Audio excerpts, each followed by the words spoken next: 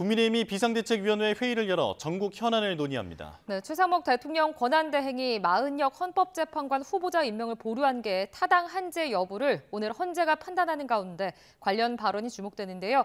현장으로 함께 가보겠습니다. 수어로 먼저 하고 시작을 하도록 하겠습니다.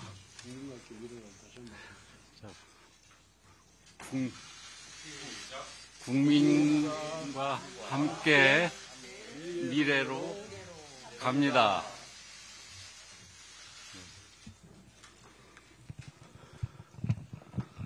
네, 앞에서 말씀드렸듯이 오늘 한국 수어의 날을 맞이해서 국민과 함께 미래로 갑니다라는 말을 우리가 조금 어설프지만 우리 수어 통역하시는 분의 행동을 보고 따라 했습니다. 그리고 오늘 회의는 특별히 수어 통역을 지원합니다. 수어는 농인의 공용언어로서 지난 2016년 한국 수화언어법 제정을 통해서 국어와 동등한 자격을 부여받았습니다. 앞으로 수어를 통해서 농인과 비농인들의 소통이 더욱 자유롭게 소통되고 또 농인의 권익이 신장될 수 있도록 국민의힘은 계속해서 노력해 나가겠습니다. 지난해 대왕고래에 이어서 동해 울릉분지 일대에서 최대 51억 7천만 배럴의 가스 석유가 더 매장돼 있다는 용역 결과 보고서가 나왔습니다. 현재 탐사 시추가 진행 중인 대왕고래에 최대 140억 배럴의 매장을 추정하고 있어서 동해가스원 추정 매장량이 총 191억 배럴을 넘게 됩니다. 우리의 에너지 수입 의존도가 94%가량에 달하는 상황에서 대한민국이 에너지 자립국으로 도약할 수 있는 역사적 기회를 맞았다고 할 수 있습니다. 최대 2천조 원 규모의 동해가스원 프로젝트에 성공할 경우 에너지 안보를 확립하는 것은 물론 그 경제적 파급력이 그야말로 막대합니다. 우리 청년들에게 새로운 기회가 열리고 복지 재원 등이 넉넉해지면 국민의 삶이 크게 개선될 수 있을 것입니다.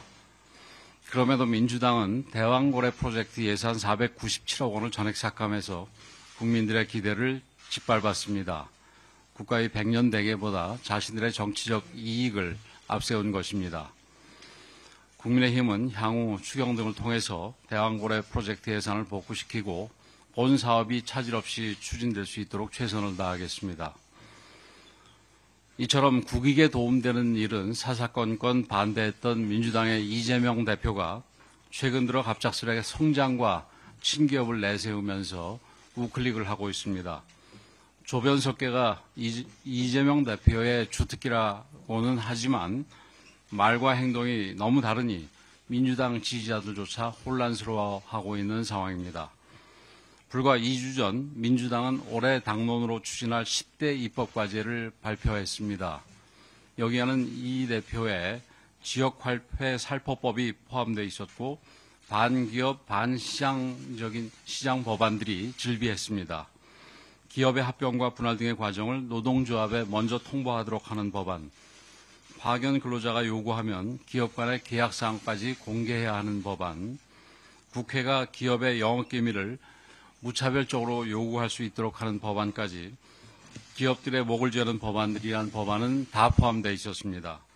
그래놓고 느닷없이 친기업을 외치니 어느 국민들이 이것을 믿겠습니까? 게다가 난데없이 AI 지원 추경을 하자고 하는데 이것도 앞뒤가 많지 않습니다. 여야가 합의한 조세 개편 논의를 일방적으로 멈춰 세운 건 다름 아닌 민주당과 이재명 대표였습니다. 기업들의 뒤통수를 후려치고 이제 와서 반창고를 붙여주는 격이라 아니할 수 없습니다. 분명한 건 정치인 이재명의 신뢰 자본은 이미 바닥이 났다는 것입니다. 말과 행동이 반대인데 어느 국민이 이 내용들을 믿겠습니까? 이재명 대표의 말 바꾸기가 정말 진심이라면 오늘부터 시작되는 2월 임시회에서 반도체 특별법, 첨단 에너지 3법부터 최우선적으로 처리해야 할 것입니다. 아울러 국정협의체에 참여해서 산적한 민생 법안들을 하루속히 통과시켜야 합니다. 지금 시급한 것은 조기 대선이라는 헛꿈이 아니라 민생 경제 회복입니다. 국민의힘은 흔들리지 않고 국민과 미래를 위한 책임을 다할 것입니다. 오늘 오후에 마은혁 후보자의 헌법재판관 임명과 관련된 헌법재판소의 권한쟁의 심판 선고가 예정되어 있습니다. 민주당은 벌써부터 헌재가 위헌 판단을 내릴 것이라고 주장하면서 최상목 권한대행이 임명을 지체할 경우 탄핵하겠다고 협박을 하고 있습니다. 마은혁 후보자는 미국이 광주 시민 2,000명을 학살했다고 주장했던 인민노련의 핵심 멤버로 활동하는 등 극단적인 이념 편향을 보여온 인물입니다. 마은혁 후보자까지 헌법재판관이 된다면 재판관 9명 가운데 4명이 우리법 연구회 출신으로 채워지게 됩니다. 법원 내에 하나회라는 비판이 그냥 나오는 것이 아닙니다. 지금 많은 국민들은 헌재가 민주당과 한편이 되어 대통령 탄핵을 밀어붙이는 것이 아닌가 하고 의심하고 있습니다. 탄핵 심판이 무리한 속도로 편파적으로 진행되면서 헌법 학자를 비롯한 각계의 우려와 비판도 줄을 잇고 있습니다. 그러고도 대통령 탄핵 인용이 어려워 보이자 억지로 자기 편을 한 명 더 얹으려는 것은 아니냐는 의혹까지 커지고 있습니다. 이를 입증이라도 하듯이 마은혁 후보자 임명에 대한 국회의 권한쟁의 청구 심판도 부실과 졸속, 속도전으로 일관해 왔습니다. 최권한대행 측에 제대로 설명할 기회조차 주지 않더니 선고를 사흘 앞두고 그것도 오후에 설명 자료를 요구하면서 오늘 중 제출하라고 요구했답니다. 누가 봐도 지금 헌재의 모습은 정상적이 아닙니다. 더욱이 국회 의결을 거치지 않은 국회 명의의 권한쟁의 청구 자체가 법과 판례에 맞지 않는다는 지적까지 나오고 있습니다.